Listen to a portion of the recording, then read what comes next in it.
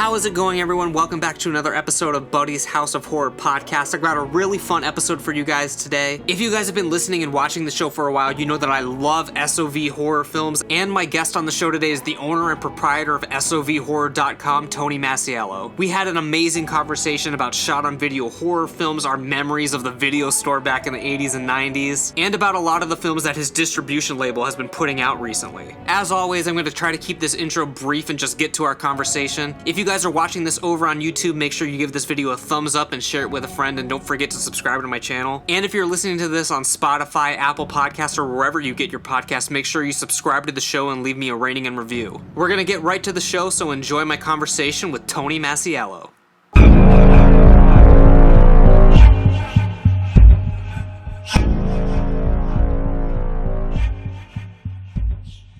Well, I've noticed that you've gotten a few test screener copies of some films that you're looking to put out in the near future. How's everything sort of looking so far, and what you've gone through? Oh, so far so good. So I actually do all the encoding myself on all of our discs. So I've been, I used to do it professionally.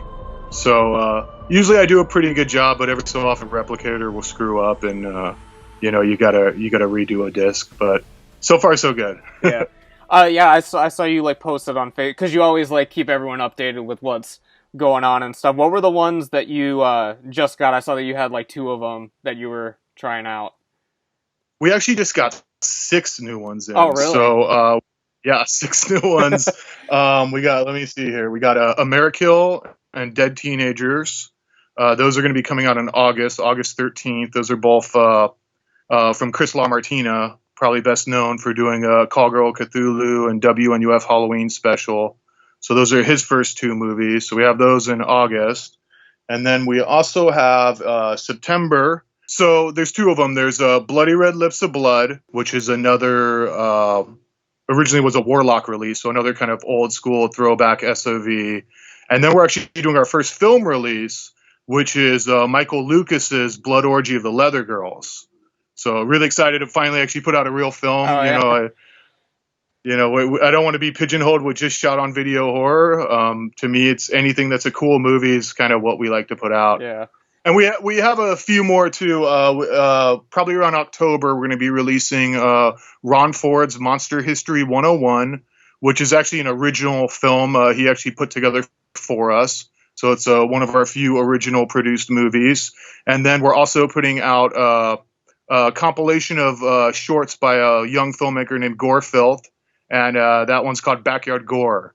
So we got some fun stuff coming out really soon here. Yeah, I'm excited for it. Of course, everyone listening to this, I'm talking with a new friend of mine, Tony Masiello. He is the curator, owner, and proprietor of SOVhorror.com. And just sort of doing my research on you, you got a pretty eclectic resume. You've done all kinds of things. You're a visual effects artist. You're a director. You've hosted several web series over the years. So just kind of give our audience just a general sense of who you are and what you're all about. You do a much better job giving yourself an introduction than I would. So.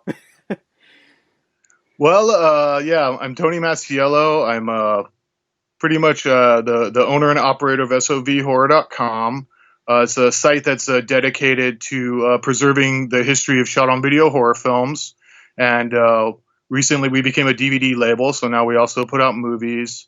As far as my background, though, I grew up being a huge fan of horror movies growing up. I grew up in the 80s when the video boom was going real strong, and I'd have my mom drive me around to pretty much every video store in town to rent every horror movie I could find, and just became completely obsessed. And when my buddy got a video camera when we were teenagers, he asked me to help him out, and realizing wow, we can actually make our own movies. This is really amazing.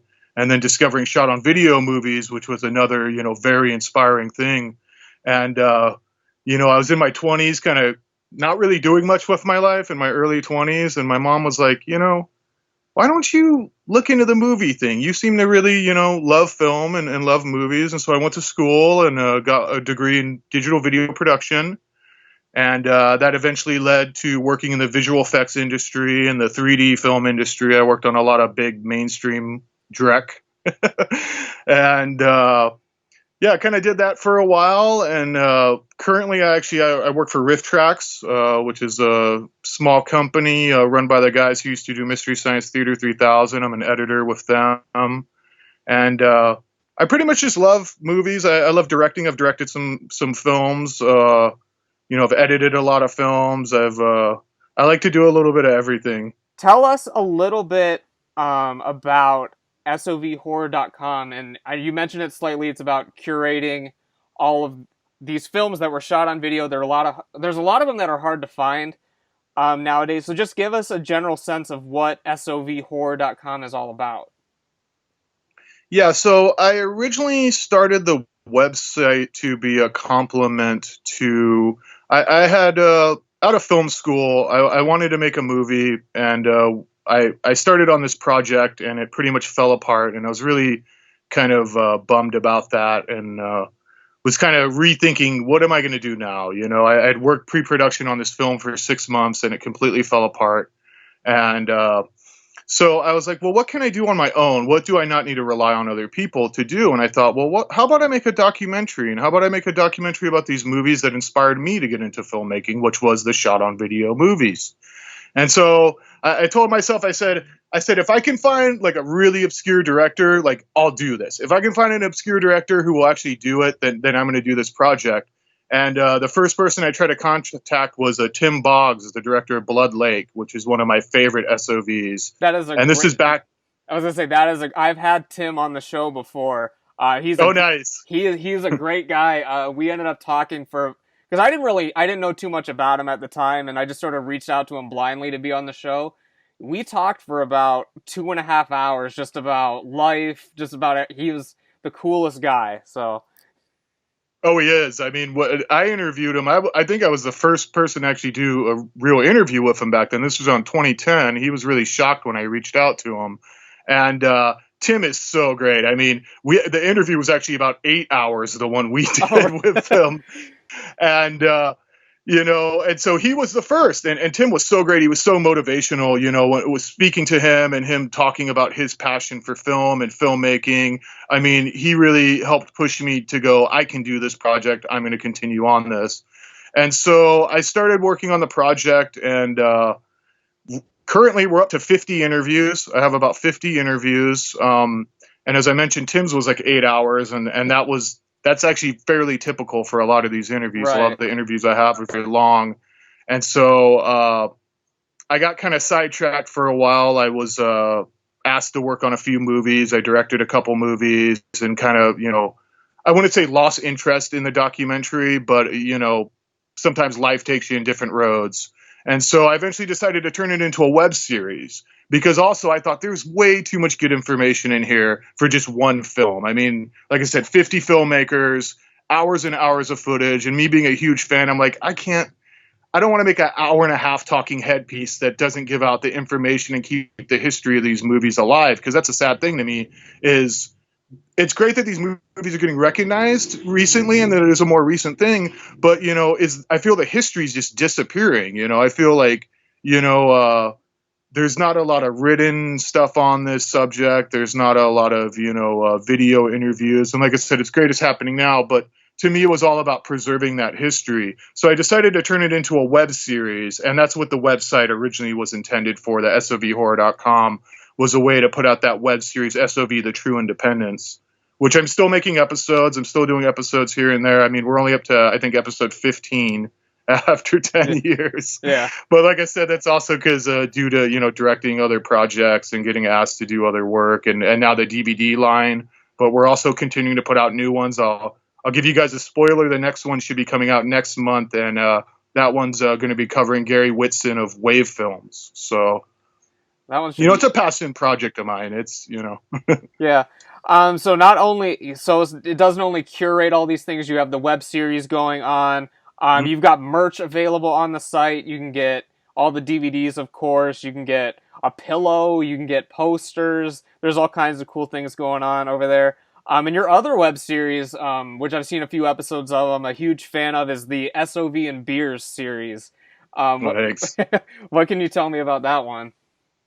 Well, that one was, the videos were kind of few and far between, and I was trying to find ways to create more content to help promote the DVD label. I mean, I'm literally a one-man business. Like, I pretty much do everything myself, with the exception of I have a great artist who I work with sometimes, Jason Gilmore from Bloodscreen Comics, and Richard Mogg, who wrote the great book Analog Nightmares, all about SOV movies, does some of our synopsises for us. But other than that, I pretty much do everything myself. So I was like, what's another way I can help promote and get word out about what we're doing? And so I was like, hey, I can start this web series. I love SOV. I love beer. So why don't I just mix the two together and, have a beer and have a casual conversation? And that's how I treat it. I'm an editor by trade, and normally I like to edit stuff and all that. But the SOV and beers, it's literally just set up the camera off the cuff, no edits, no, just trying to have a conversation about these movies that I love so much. Yeah, I relate to that a lot. We haven't done an episode in a while, but we did a show called Lost on VHS where we would just focus on all these films that haven't been released on DVD. You're trying to put me out of business a little bit here, putting all these Nah. on DVD. Oh, I'm just teasing you. Um, but yeah, I think it's really important just to sort of preserve this history. And like with my show, it's done in like a comedic light. Like we make fun of the movies a little bit, but it's all in good fun. And a lot of the people that have been featured in the film, like we did Blood Lake, and then Tim came on the show after he saw the review and stuff. And we've Nice. done like Death Row Diner. We've done like Oh, awesome. Fright House. Some of the classics. But yeah, speaking of preserving history, I mean, you were a child of the 80s, I was one of the early 90s, and it's just sort of mind-boggling to me that a lot of people today have never set foot in a video store or really even aware that you could go into a store and pick up something on a shelf and be like, "Oh, I'm going to take this home." It's sort of like a Right. library, but for films. What can you tell me about the video store in the 80s? Oh, wow. I mean, the main thing I think of is magic. To me, the video stores were magical. I mean, I was a pretty rebellious kid. I didn't have many friends. I was kind of a weirdo, and the video store was kind of my place where, you could rent these movies, and it's just so amazing. I mean, you'd walk around, you look at all the boxes, they'd have all the great standees out and the promotional things out, and I mean, it was just so magical. I mean, I pretty much, I've tried to make my house look like a video store because I just miss the video stores so much. I mean, they were such a special place to me. And I literally, like, one membership became two, became three, became four.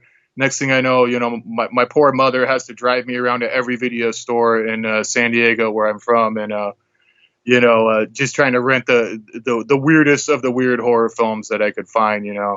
and, I really miss those times. To me, it's really sad because, I know we have like streaming and stuff like that now. And personally, I'm not a big fan of streaming myself, but, and that's mainly because of the limited choice. I feel like, you go on Netflix and there's maybe, 100, 200 horror films that are hand curated by a corporate overlord, so to speak, where in the video stores, especially a lot of them were mom and pop run stores, they would carry all sorts of movies, small companies, like Dead Alive Productions, Cinema Home Video.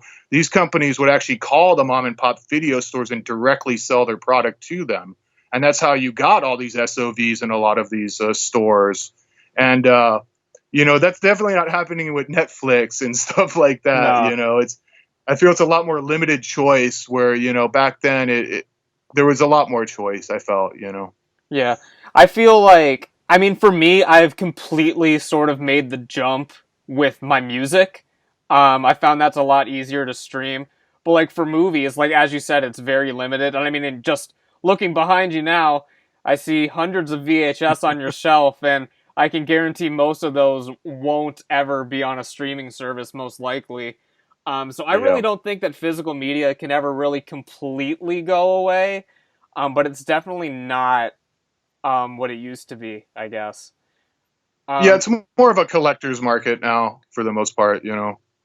Yeah. When did you first get into were you collecting the tapes from early on, or did you sort of get into that later? Because me, I sort of got into it late in the game, just a few years back. Like a lot of my tapes when I was a kid, I'd either gotten rid of or whatever. But have you held on to all your stuff the whole time? I still have the first VHS I ever got, which was a copy of Troll. My mom and her friend had bought out at old video stores stock, and they were selling tapes at a swap meet along with other stuff. And my mom was like, "You can pick out one tape, and if it doesn't sell by the end of the day, you can have that tape." And the tape I actually found that I wanted Dawn of the Dead, that original Thorn EMI clamshell of Dawn of the Dead. And I was like, "Wow, this looks so cool!" But someone bought it, and so my second choice was Troll. And yeah, I still have that tape. And, I immediately started buying tapes. And back then they were expensive. Like you paid a lot of money for like a beat up used copy. I mean, I remember going to like, I think it was Woolworths is what it used to be called. But like, it was like $40 for a used beat up copy, of Friday the 13th part 4, and, it took a lot of mowing lawns and stuff like that to start collecting these tapes. And then thankfully, as the 90s came, that's when you started seeing those SLP tapes, those tapes that were recorded in the crappier speed. And so a lot of those would be $10. You could go to a retail store now, go to Kmart or whatever, and buy a $10 VHS, which is like amazing. Yeah. So I continue to collect, but like a lot of people, when DVD came, DVD was like far superior. And so I started, getting rid of some of my tapes. And it wasn't until really I started noticing the video stores closing down in mass that I started really collecting VHS again, hardcore. And, I was getting tapes for 20 cents a piece, that are now probably hundreds, worth hundreds of dollars. Right. Are there any stores still around you that rent like DVDs So and sorry, Blu-ray? one sec. Oh, no, you're good. Out there, headphones. Okay, hello? Yeah, I'm good. I can. Okay, sorry. Yeah, So you're sorry, fine. my headphone jack's a little crappy on my phone here. That's okay. Are there any stores still around you that rent like DVDs and Blu-rays and stuff? I know the one near me actually just closed a couple weeks back due to everything that's sort of going on in the world. But are there any places still around you, like local places or anything? Unfortunately, not. We had an amazing video store out here called Kensington Video. It was kind of the last video store pretty much in San Diego, and they closed shop probably about 2 or 3 years ago, which was really sad. The owners were really nice people. They had been there, since the early 80s, and they were one of those shops that had everything. On the bright side, when they closed, I got a ton of like great stuff for like no money. A lot of cool video store displays and lots of cool tapes. And near the end there, they were literally selling 100 tapes for $20 was the deal. You could buy 100 VHS tapes for $20. That's crazy. And so I gave them many $20. Yeah. About many tapes. As I see behind you, I actually saw you're actually selling a bit of your collection. I heard. Yeah. Well, I have so many doubles, and like I said, when the video stores were closing down, I kind of saw the writing on the wall, and I'm a dork. I'm like a lot of other collectors, where you like subtle differences in covers and stuff like that. You're like, oh, this one was put out in '86, and this one's '87, and stuff like that. Yeah. So I wouldn't mind buying doubles, and I'd buy doubles, all the time if they were very cheap, and so pretty much my garage is filled with doubles and extra tapes, that I don't have room for in my house. So, I got married, and, we're running out of room. So it's time to let some of those doubles go and find some nice homes, so Yeah. hoping to sell those off pretty soon here. What are some of your I don't mean to go on about your collection or anything. I know you're a humble guy, but what are some of your holy grail tapes, like stuff that some of your like rarest ones that you're never gonna part ways with? My rarest tape, and actually I might part ways with this particular one, but my rarest tape is I have a sealed copy of Tales from the Quadette Zone, which is Chester Novel Turner's second movie, the gentleman who made a Black Devil Doll from Hell. and I know that tape's worth a lot of money. I think it's sold for. I think I saw a copy a while back sell for over $1,000. Oh, that's crazy. So I got a copy of that. I got a lot of the stuff that people think is pretty rare. To me, I mean, my personal favorites aren't probably even that rare or that worth that much. One of my favorites in my collection is the original Metal Noir tape, which is just a dub tape that I have. Another one of my personal favorites is I have, there's an actor named Joseph Haggerty, who was in a lot of 90s SOV movies, and actually have his acting demo reel. Oh, right. And that's another one of my personal favorites. But, I got a lot of the like Todd Sheets stuff and, a lot of the cinema home video, a lot of those tapes that I see go for a lot of money these days. Metal Noir, that's one that you've put out as well, right? Yeah. So, yeah, the tape I have is actually how I discovered the movie. Long story short, I was interviewing director Jay Wolfel, who's most known for doing the movie Things, as well as probably a Demonicus, Demon Gladiator from Hell, Trancer 6, Beyond Dream's Door. Anyways, I was interviewing him, and we were kind of talking, and he has an amazing collection. You want to see a great DVD collection, go to Jay Wolfel's house. That guy's got everything. But we were talking, and I kind of mentioned I was a big fan of VHS and stuff, and he had a bunch of tapes. He wasn't really using them anymore, so he's like, "Hey, you can have some of these tapes." And on one of those was Metal Noir. It was a dub tape that he had got from a friend who was a reviewer, I think, for Cinema Fantastique, the old sci-fi magazine, and on this tape was Metal Noir, and I pretty much shit a brick when I saw it. I absolutely fell in love with this movie, and that's pretty much what started the DVD line was discovering that movie and just being like, why isn't this out there? Why haven't people seen this movie? Yeah. You mentioned, wasn't it, because I think I've heard you tell this story before. Wasn't it like a dub of a dub, and then you had to find like some other prints of it, and you had to sort of Frankenstein it together? Yeah. So yeah, the copy that I got was a dub of a dub. Pretty much, it looked really bad. It almost, at times it looked like what scrambled porn used to look like in the 90s, for anyone who remembers that, where you got the kind of picture scrolling and stuff like that. And it was a pretty poor copy, but I trudged through it watching it because I'm a kid of the, we had rabbit ears on our TV, when I was a kid, so it wasn't that big of a deal. But I obviously knew there was no way we could release it that way. I got in contact with David R. Williams, the director, and we struck a deal to release the film, and he sent me the master tape. He still had the master tape, but unfortunately it was destroyed in a flood. So when I got the tape, it was covered in mold, and no labs would touch it. I tried to get multiple labs, and no one wanted to touch it. And so it was like, well, do I just put out the dub version? And I reached out to everyone I could who was involved with the movie. And Charles Pinion, who's a director in his own right and also one of the stars of the movie, he had a work print VHS of it. And the work print was it was missing all the music. It wasn't a complete edit. There was some scenes that were missing in the work print. And so I set about the long, arduous process of recutting Metal Noir using the work print, because his work print did look better than my print.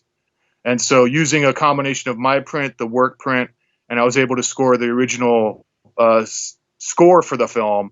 And I literally cut the film shot for shot to match that original copy that I had. I think it took me about 6 months to do that.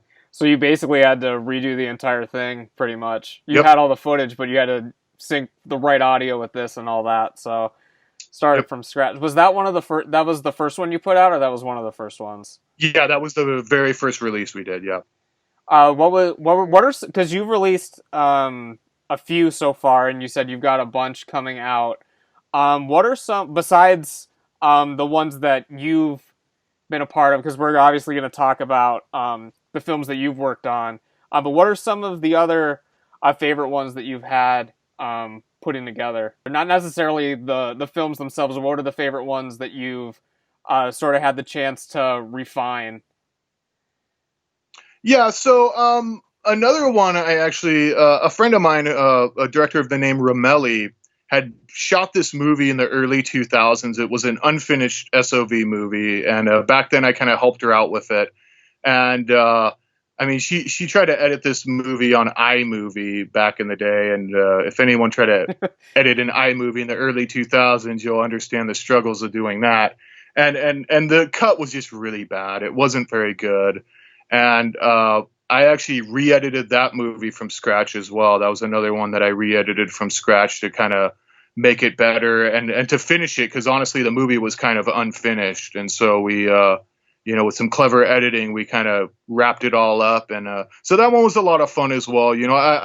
But by trade, some people may call me a filmmaker or whatnot. I'm probably more of an editor than anything else. I've never considered myself to be a great filmmaker. But I do love editing. Editing is one of my passions. And so that one was really special for that. And one of the most recent ones that we just released, Mr. Ice Cream Man, we've been working on this release for better part of 7 months now. Another one that took a very long time to come to light. And this one was no different. There was a lot of work to be done. We were able to get the original master tape, the original Beta SP master tape, which looked amazing. But the problem was the Beta SP was missing the score.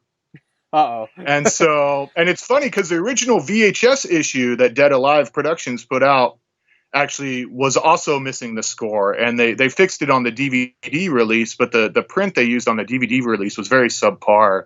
So I went through the process once again of remastering the score, getting the score inserted on the film, and remastering the film. And I'm very happy with that one. We put a lot of time into doing special features, so that's kind of another thing I kind of pride our company on. I like to say we're the Criterion of shot on video movies. We're going to put the care and love into these movies. I don't just rush releases out. I really try to get as much cool stuff as we can on there. So Mr. Ice Cream Man was another one that took a long time, so I feel very rewarding, all the work that we did on that one. Are there any that you get that are just sort of good to go and you don't have to do anything, or do all of them require some sort of maintenance? There's been some films that were pretty much, we get the DV cam, it looks pretty good, and we'll just, sometimes we'll do a little bit of color correction or, a little bit of sound tweaking to make the sound a little better. But for the most part, a lot of them we've had to do work. I try not to change the movie. So I'm a real strong believer in not changing the film. I want the movie to be the same way you saw it when you saw it on VHS the first time. I know some companies and some directors like to go back and re-tinker with their movies, re-edit them, cut out the padding now that they don't need that 75-minute runtime. But I believe in giving that original version to the fans. So I try not to tinker with anything other than just making it more visually and orally pleasing to the audience, Yeah. What is it about SOV that's so appealing to you? Because, there's tons of horror fans out there. Some people are into all kinds of different facets of horror. What is it about SOV that really drew you to create this whole company around it and even make some yourself? It goes into the name of my web series, Independence. To me, SOV is like the punk rock of the film industry. Back then it's never been easy to make a movie. Actually, it's a lot easier now, but back in the day, even on the film days, you needed thousands of dollars to create a film. And when the video camera first came on the market, all of a sudden fans and anyone could try to make their own movie. Now, it was still difficult back then, though. The editing equipment and stuff like that was very expensive. You'd have to go to a local television house and all that. But, what I always loved about it is here are people who want to tell stories. Here are people, they have a vision, they have a story that they want to share with the world, and they can do whatever they want. They don't have a producer on their ass saying, oh, I don't think we can do that. I don't think, the audience is going to like that. Or, they're making the movies that they want to make. And you end up with so many weird, interesting films. It's people following their visions. It's following their true heart with art. I've worked on big mainstream movies. When I did 3D conversion, I worked on movies like the Transformer films, and Man of Steel and some of the superhero movies and stuff. And those movies are so far removed from any heart, in my opinion, because you have thousands of people working on these films. Maybe someone has a vision, but when you have 20 producers telling you to change this and change that, and thousands of different people working on the movie, it starts to lose its vision, and that's what I love so much about the SOV is it's small, for the most part, a lot of these guys were just people who loved film and wanted to make them, and of course you still had your people back then too, who did it only for money. I mean, there's always that group of filmmakers out there who are literally just trying to make a quick buck.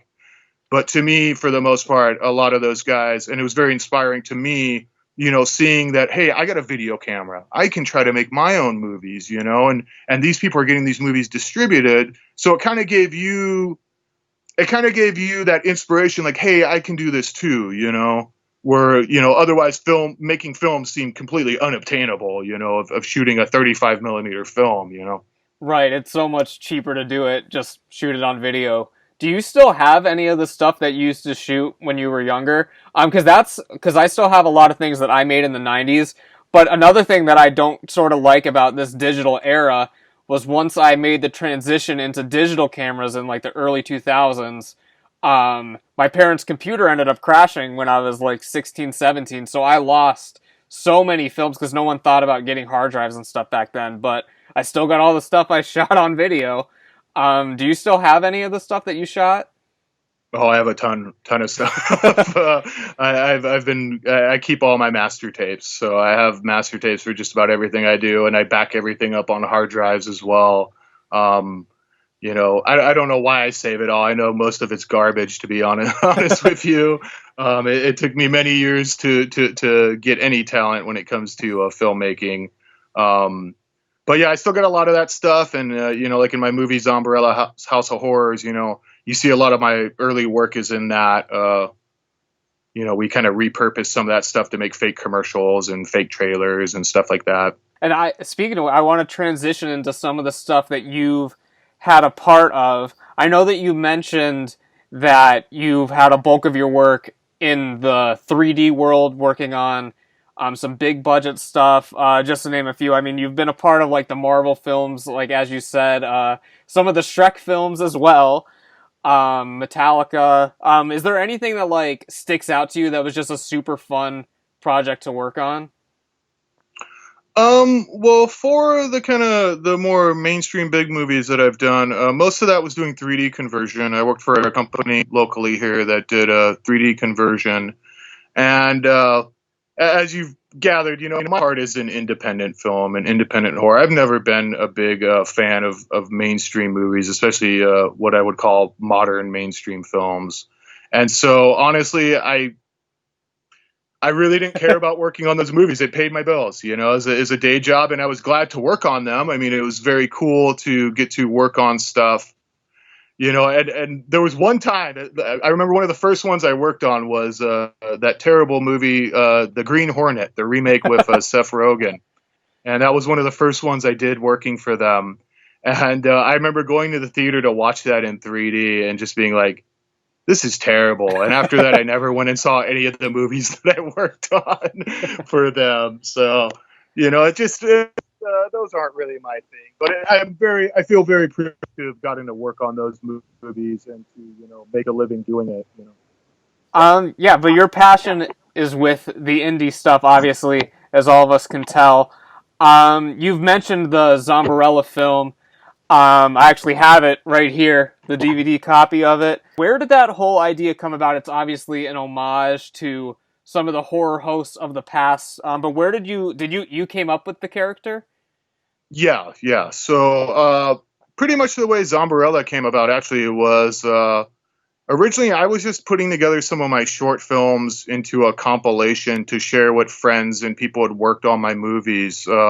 Any of my movies that you see, there's pretty much no real actors in any of them. They're all just my friends who, helped me out. And so I wanted to make this compilation of some early work I had done. I was kind of playing around and doing some editing of some early stuff from the series of films I did called the Cannibal Vampire Cargo Hookers from Outer Space trilogy. And the actress who played Zombrella is a friend of mine. And, just she had the right kind of gothy type look, and I was like, hey, will you play this character and host these little segments? And so she did, and we had fun doing it. And then all of a sudden the idea for the feature came not too long after that. It was like, hey, well, maybe we can kind of make a feature out of this. And the thought there was I directed quite a few short films and fake trailers and, a ton of stuff over the years. And I wanted to make a feature.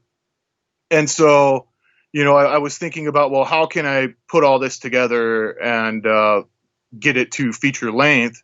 And so the Zombrella thing came back. Oh, well, I could have maybe a horror host. And then I started thinking about, one of my favorite shows growing up was USA's Up All Night, hosted by Rhonda Shear and Gilbert Godfrey. And that was one of the shows that like totally warped my sensibilities and made me love B movies and, 80s TNA sex comedies. And so, one of the big things with those was the 1-900 sex ads. There'd be like 5 minutes of 1-900 sex ads in between and like psychic commercials. And so I was like, hey, why don't we do some commercial breaks? And so the idea was to kind of make it more like a USA Up All Night, except a fake satellite cable TV show. So you could have gore, nudity, and all that stuff. And, but have these cool little commercial breaks, with 1-900 ads and stuff like that. So that was kind of really the idea for that. And the way what happened was I was going to have another one of my shorts in there, and I tried to license it from the producers who had released this other short I won't name, but they flat out refused letting me license it or even purchase any rights to it. So I asked my good buddy Tim Ritter, hey Tim, can you want to direct a short for this? And he did, and he's like, oh, I really dig this commercials idea. Can I do some commercials too? And I'm like, of course, please. And so, we ended up collaborating on that, which was just talk about a dream come true. I grew up watching Tim Ritter's movies, Truth or Dare, Critical Madness, and Creep and all that. And so to get to actually make a film with him was amazing. Yeah. So I know you mentioned Cannibal Vampire Culgar Hooker from Outer Space. There's several parts to that. Yeah. What can you tell me about those shorts? So the first Cannibal Hookers from Outer Space was actually made on complete accident. I was as a lot of these things go, I was set up to shoot a dick biting scene for another movie that I was going to make. And at the last minute, the male actor who was going to be in it was like, oh, I can't do it. And I was like, oh, crap. Well, I already set up this, I bought a kielbasa that I rigged with the blood tube. I mean, it's pretty primitive effects back then.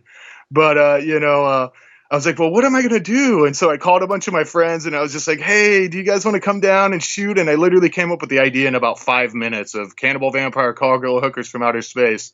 I always loved long titles. My favorite movie of all time is Sorority Babes and the Slimeball Bolorama. That's my absolute favorite film. And so I've always loved really long titles. And so we made this short, and it was pretty cheesy. It's pretty bad, but everyone remembered the dick biting. Everyone was always like, wow, that guy got his dick bit off. And some people thought it looked real due to the video look, because it was shot on video. It had horrible lighting. I mean, I didn't know what I was doing back then. And so it was very dark. And some people thought the blowjob scene was actually real. And so, like any kind of young filmmaker, you get a reaction from that. You're like, well, I got to make a sequel.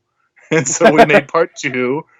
And after part 2, part 2 was actually unfinished, the trailer, because I started production on a feature version.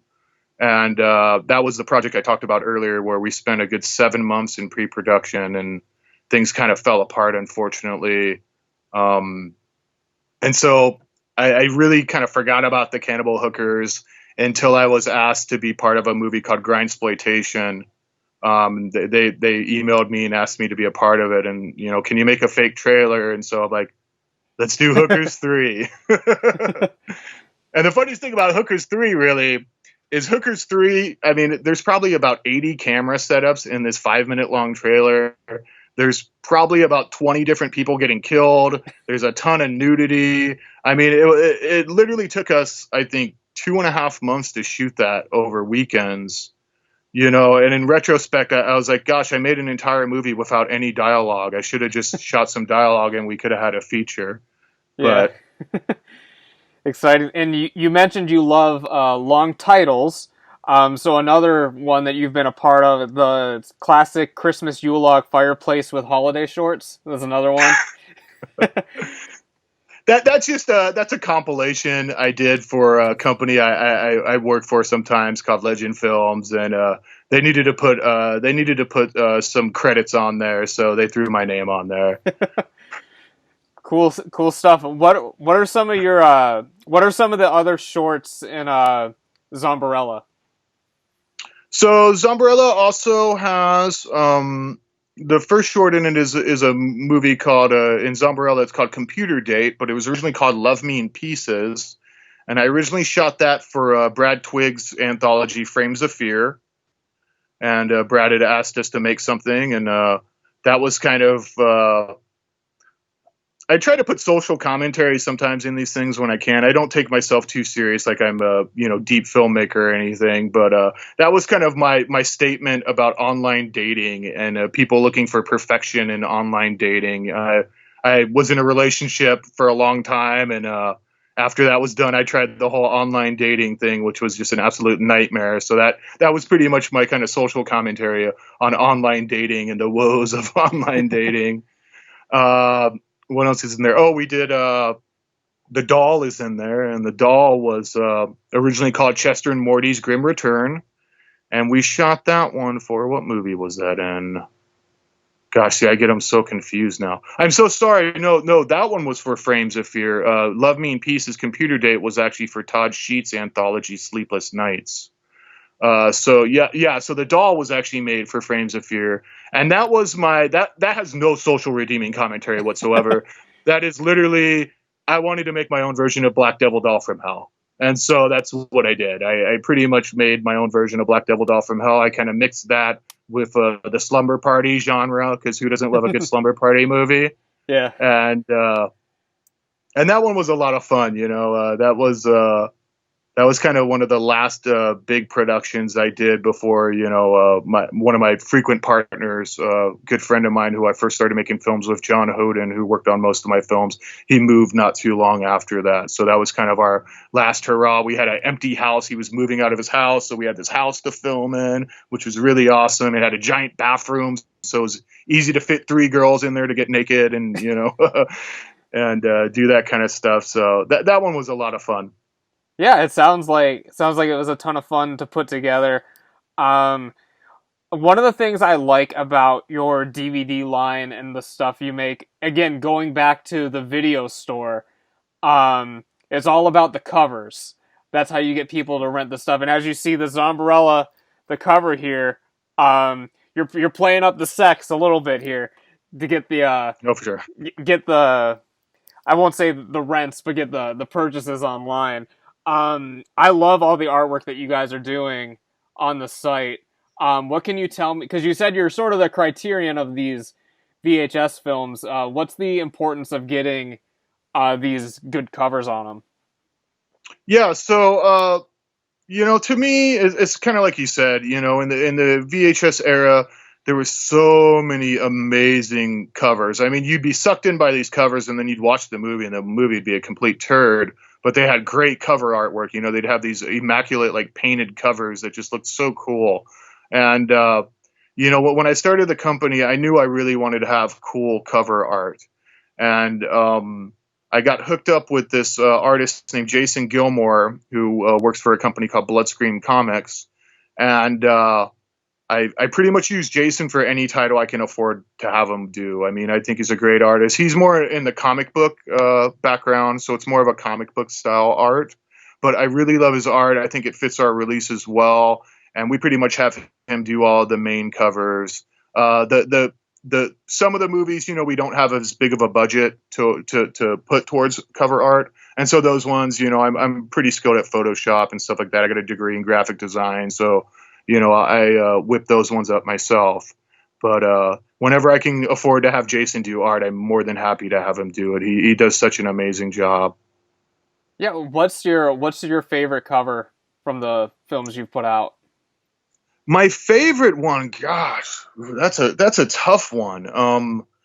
Probably my favorite that Jason's done is probably either Metal Noir or Zombrella, and we work pretty closely on most of those. You know, I would kind of come up with concepts and give him concepts, and he would kind of make my concept come to life, which was really cool.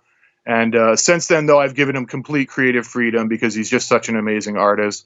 One of the most recent ones he did for us, Blood Orgy of the Leather Girls, is such an awesome cover. It's, you know, I really like that one a lot too. I eventually would love to get posters of all these made and put them around my office, you know, and Yeah. just stare at them all day because they're so great.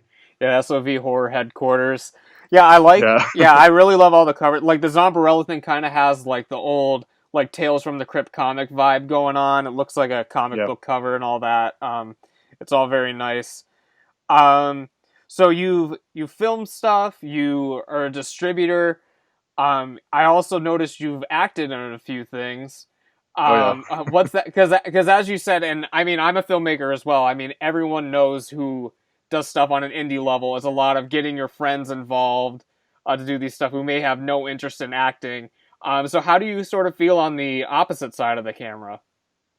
I hate acting. I absolutely hate it. I absolutely hate being on camera. I absolutely hate putting myself out there. You know, it kind of just goes with the territory of wanting to do this stuff. I mean, most of my acting roles I've done in stuff has literally been no one else wants to do that. You know, my early work, you know, we did lots of stuff, you know, with guys in drag and stuff like that. And no one ever wanted to be the guy in drag or the guy getting raped or whatever. So that was always me. You know, I was always the guy who would do the stuff that no one else wanted to do. And, you know, I also would do that stuff because I wanted my friends who were helping me out to see, hey, I'm never going to ask you to do anything I wouldn't do. You know, if I Right. ask you to do something really disgusting or gross, I will put myself through that same uncomfortable thing to make them feel like, hey, it's okay. You know, like we're not here to ridicule you or making fun of you. We're just trying to make some cool art, you know. But my acting is completely terrible. If anyone wants to see, probably my biggest role is probably in Purveyors of Blood, where I play a sadomasochistic hillbilly who's really into corn oil. And it's a pretty interesting role. Yeah. I've had a few other roles. I played a doctor in Hobgoblins 2, which was a pleasure to work on. I've known Rick Sloan for years, and I helped out a lot with Hobgoblins 2. That was really an honor to work on that one. And you know, I've done some cameos in my own stuff, but for the most part, I'm not into acting. I don't consider myself an actor by any means. Yeah. So obviously, huge collector and everything. What are some of the because everyone has like their inspirations and stuff. What are some of the films that you sort of have taken inspiration? I mean, you mentioned the with the doll, your inspiration for that one. But what are some of the other films that really made you want to get into this and start making them yourself? So, Sorority Babes and the Slimeball Bolorama. The first time I saw that movie on Cinemax was just amazing. I mean, that movie changed my life. The Dave Dakota movie. It's so cheesy. It's so fun. It's got the three Scream Queens, Linnea Quigley, Michelle Bauer, and Brink Stevens in it, who I adore all three of those ladies. And it was just such a fun, goofy movie. I mean, that's the movie I wish I could make. If I could do anything, I'd love to make a remake of Sorority Babes and the Slimeball Bolorama, but it probably would suck because there's no way you can touch gold, you know? You can't really, you know, I don't really believe in remaking stuff per se, but, you know, that's one of my favorites. Some other ones that were really inspirational to me personally was Bloodsucking Freaks, Joel M. Reed's Bloodsucking Freaks. In a few of my movies, and the Cannibal Hookers movies in particular, there's usually scenes of girls rubbing gore on their breasts, which came from my love for Bloodsucking Freaks. I remember being my filmmaking partner. One of our early viewings of that, I think it was the first time he watched it with me. And there's a scene where one of the cannibal girls is rubbing some type of meat on her breast. He turns to me and he goes, "Dude, I want to make movies." And so ever since then, we love to throw that gag in when we can. And I think in Hookers 3, we did it best, where we actually used real beef guts, which was absolutely disgusting. And the actress in that, Raven Moon, she was such a trooper because she's actually a vegetarian. And she rubbed all these beef guts all over her body, and God bless her, she did a great job. Yeah. Other ones, definitely some SOVs for sure. I mean, Redneck Zombies was huge for me when I first saw that movie. I was like, wow, this is great. Blood Lake, like I mentioned, Blood Lake was a big one for me.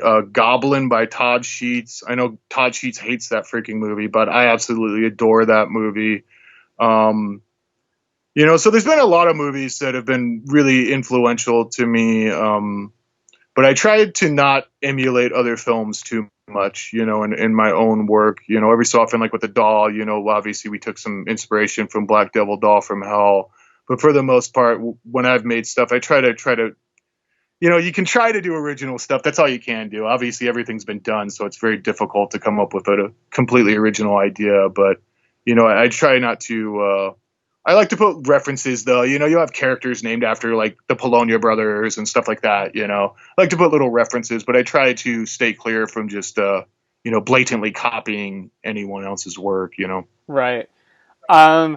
So as we've mentioned, and as anyone would probably guess, SOV, it's kind of a niche thing nowadays. A lot of people aren't really into it unless you're into all the kind of stuff that we're into. For someone who isn't really into SOV, or they're kind of looking to get into it for the first time, what do you think are some good films to sort of start out with? Yeah, so the biggest misconception about SOV is that, hey, it's all crap. I got a video camera, I can shoot this stuff. But there's so many great filmmakers and so many great movies. I mean, ones that come to mind immediately to me are some of the films of J.R. Bookwalter, like Ozone. I think Ozone is an absolutely amazing horror film.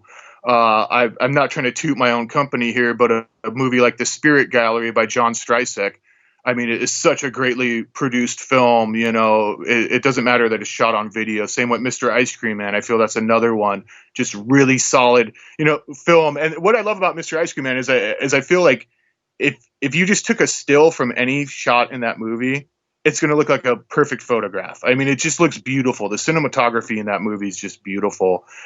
And I really love what else would be good ones for people? Because I get that, like, you don't want to recommend anything too kind of weird or out there, which is tough because that's what I love about these movies the most. But there's definitely a lot out there that I think definitely transcend the shot on video label. I think if people look past that these movies are shot on video, I think a lot of people would have a lot of fun with them. Unfortunately, I think the shot on video thing is actually a stigma. And a lot of people just take it as, haha, I'm going to make fun of this movie. Look at the shitty acting or the shitty effects or whatnot. But me, when I watch these movies, I see heart. I see heart most of all. And that's what I love about these movies. Like I said, they're so inspirational. I would have never pursued working in the film industry if it wasn't for, the movies of people like Todd Sheets and Tim Ritter, Tim Boggs, all these guys. Yeah, because I mean, as you said, it's sort of like a double-edged sword because, yeah, like there's the bad stigma, yeah, anyone can go ahead and make a movie, but then you take that same statement, anyone can make a movie. You know what I mean? So Yep. You're getting a lot of good stuff in there as well. It's like any genre, I mean, I feel even with the regular horror genre, there's probably 80% crap and 20%, amazingness, and you gotta find those gems, and they're out there. Yeah, I mean, there's always the cheese factor, but I mean, if you can't look past, I mean, and a lot of that's like the appeal to a lot of these, like, you can sure. You can see a boom mic there, or right here, stuff's a little off or whatever, and that just adds sort of to the charm of everything. Sure. Yep. But yeah, so I guess sort of as we wind down here, sort of tell everyone where they can find you online. It's obviously sovhorror.com, where they can get copies of the DVDs and stuff. So just basically anything you want to plug, just go ahead and throw it out there. Yeah, so if anyone wants to, chat with me or anything like that, I always love talking shot on video horror movies when I can. I'm on Facebook. Just look up Tony Masiello. I'm up there. Also, we have a Facebook group called SOV The True Independence, which is for the web series, and there's a lot of shot on video fans and filmmakers in there. And we also have a YouTube channel. Like I said, we're constantly putting up new YouTube content, and you can find that on our sovhorror.com website, and just tons of new movies coming out. And, I have one rule of thumb with the company, and it's I only put out movies I like. So I'd like to think that I have good integrity with our company. I'd like to think people think like-minded as myself would probably enjoy most of our releases. So, open up your minds. If you're not into shot on video movies, I say give them a chance. Check out A Spirit Gallery or Mr. Ice Cream Man, or even like some of those other titles we mentioned, like J.R. Bookwalter's Ozone. I mean, a lot of these things are getting re-releases now, which is awesome. And open your mind a little bit, step outside your box, and check out some cool different movies. I think you could be pleasantly surprised by what you see. Awesome. Any last words you want to share with our fine audience here about SOV or anything? Just SOV equals love. I love SOV. I feel it's a genre that is just, it comes from love, it comes from heart, and it really shows, especially in the quality works of SOV. And to me, SOV is all about love. This company to me is all about love. I'll be honest, I don't make money with this company. I lose a lot of money with this company, but I do it because I love it. I do it because I love these movies, and I feel these movies deserve to be treated with respect, and I feel that they've been to some people, they've been a laughing stock. People watch them and making fun of them, and that's all they are. And hey, that's fine too. I can laugh at a good bad movie myself, but to me, I feel it's about love and respect, and that's what SOV horror is all about. So awesome. So I want to thank you for coming on the show today. I want to thank you for preserving VHS history. And yeah, just thanks for everything. Oh, thank you. It's so much fun. Thank you so much. I appreciate it.